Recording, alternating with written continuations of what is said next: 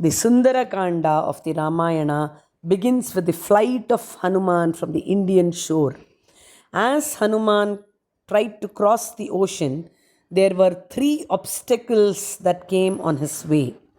First, the Devas or the celestials wanted to honor Hanuman for this great task. So, they sent a mountain known as the Mainaka Parvata in between the ocean. It appeared from the ocean and told Hanuman to rest on itself for a while before proceeding. Hanuman respectfully bowed down to the Mainaka Parvata and said that he could not stop on his way on this important mission. However, he respected the celestials' honor, and so he circumambulated that Mainaka Parvata and proceeded on his way. Next, the celestials thought that Hanuman was indeed capable, but we need to test him more to understand if he is really special. So they sent a Naga Devata known as Surasa. Now this Surasa had a boon that anybody who came in her way had to enter her mouth. Now entering her mouth would mean end of that being. So to test Hanuman, this deity from the Nagas known as Surasa appeared in front of Hanuman and opened her mouth and said that you must enter my mouth because I have a boon that any being who is in front of my mouth will enter it. Hanuman understood that this was a test of the Devas and he decided to outsmart them. Hanuman had the capacity to increase or decrease himself in size. These capacities are known as Anima, Lahima, Garima, etc. So, Hanuman possessed all these qualities. And so, what he did was, he expanded himself such that his size became bigger than the mouth of Surasa. Surasa too was capable of expanding her mouth. So, she expanded her mouth to the size of Hanuman. Hanuman expanded himself further. Surasa again expanded her mouth further. Again, Hanuman expanded even further, and Surasa expanded even further.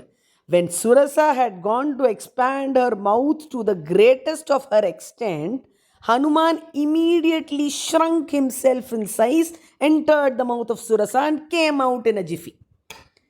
Surasa was outsmarted in no time. She had such a big mouth, and now according to the boon, Hanuman had entered her mouth and came out from it safely. Thus, he passed the test that was put to him by the Devas, and the Devas congratulated him and he proceeded further on his mission. Now the third obstacle, which was a real obstacle, came up. There was a Rakshasi or a demoness named as Simhika who wanted to harm Hanuman and prevent him from going across the ocean. This obstacle had to be dealt with by removing it completely. So, Hanuman went ahead to kill Simhika and proceed on his mission. Thus, Hanuman landed on the shore of the Lanka city and met the guardian of Lanka known as Lankini. She too was a demoness. Hanuman hit Lankini on her head, it seems. And Lankini told Hanuman that Lord Brahma had told me once that when a monkey comes and hits you on your head, it means that it is the time of downfall of the city of Lanka. So you must let this monkey proceed into Lanka. Saying so, Lankini let Hanuman enter Lanka. Hanuman entered the city and searched thoroughly. He searched everywhere. He searched in the markets, he searched in the gardens, he searched in the palaces, and he searched each and every woman in Lanka, trying to find if she would be Sita. For a long time, he did not find where Sita was. The entire night was spent by Hanuman searching for Sita. As it was about to dawn, Hanuman realized that there was one place that he had not searched, and that was the Ashokavana, where actually Sita was kept by Ravana. He went there and seated himself on a Shimshupa tree. From there, he could see Sita below that tree. He realized it was Sita looking at the plight that she was in. Sita was in shabby clothes, covered herself with mud, in complete grief, thinking of Rama having his name on her lips, waiting for him desperately. Hanuman realized this must be Sita. At this time, Ravana came to meet Sita and he threatened her, saying that if she did not agree to become his wife, he would kill her soon. Not only this, he told all the demonesses around that they should keep threatening Sita to accept him and become his queen. Looking at this plight of Sita, Hanuman felt very sorry. Once Ravana left that scene, Hanuman wanted to present himself before Sita. But he had his doubts, thinking that probably Sita would be scared looking at him suddenly and may not even believe that he is a messenger of Rama if he went in front of her suddenly. So he decided to first condition Sita to meet him. So he very melodiously sang the Ramayana in a little voice that could be heard by Sita alone. And listening to this, the heart of Sita got pleased and she looked up the tree to find a monkey who was singing the Ramayana. As soon as Hanuman found that Sita was ready to meet him, he came down the tree, presented himself in front of her and told that he was a Ramaduta or a messenger of Rama, and he gave the signet ring of Rama as an identification mark. He assured Sita that Rama would soon come and redeem her.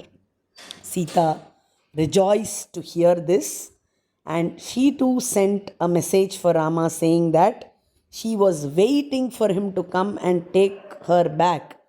And as an identification mark, she gave her head jewel or chudamani to Hanuman.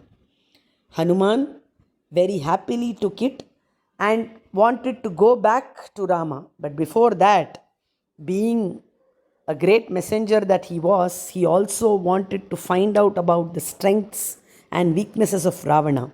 So he decided to meet Ravana. How was that to be done? Hanuman very happily destructed the Ashokavana. He tore apart the leaves, brought down the branches and made himself visible to the demonesses. So, knowing that a monkey was devastating the Ashokavana, many Rakshasas came in the headship of Ravana's son Indrajit and imprisoned Hanuman by the Brahmastra and presented him to Ravana. Now we need to understand that nothing could harm Hanuman, even the Brahmastra. But he wanted to meet Ravana, so he acted as though he was bound by the Brahmastra and went and presented himself in front of Ravana. As he went in front of Ravana, he spoke about Rama and his greatness, and he also studied the court of Ravana. Now, Ravana was very annoyed with Hanuman and wanted to kill him. However, his brother Vibhishana, who was a righteous demon, prevented Ravana from doing so, saying that killing a messenger is not the correct thing to do. Instead, Ravana thought he must somehow cause some harm to the messenger, so he set fire to the tail of Hanuman. Now Hanuman had a boon from Agni Deva that fire would not harm him. So nothing happened to Hanuman, But Hanuman jumped with the fire on his tail, and as he jumped throughout the city of Lanka, the city of Lanka got burnt in the process. The entire city of Lanka got burnt, but the Ashokavana remained unburnt because Sita, the coolest one, was present there. Now, when Sita got to know that Hanuman's tail was set to fire, she prayed to Agni Deva that fire should not harm Hanuman. Hanuman already had a boon that Agni would not harm him. Moreover, Sita had prayed for him. So, Hanuman felt like ice was set on his tail and he was completely cool. And he also ensured that Sita was safe and Ashokavana was not set to fire.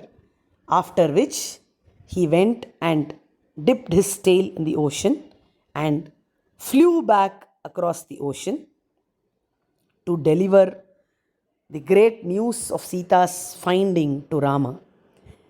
He reached the ocean shore, and along with all the monkeys, they all returned to Kishkinda with the joyous news of Sita's finding. And Rama beautifully received Hanuman with this great news and embraced him with all his heart. After this, all the Vanaras now had a clear plan in mind that they had to go to Lanka, conquer Ravana, and get back Sita. With this, the Kanda of the Ramayana gets completed.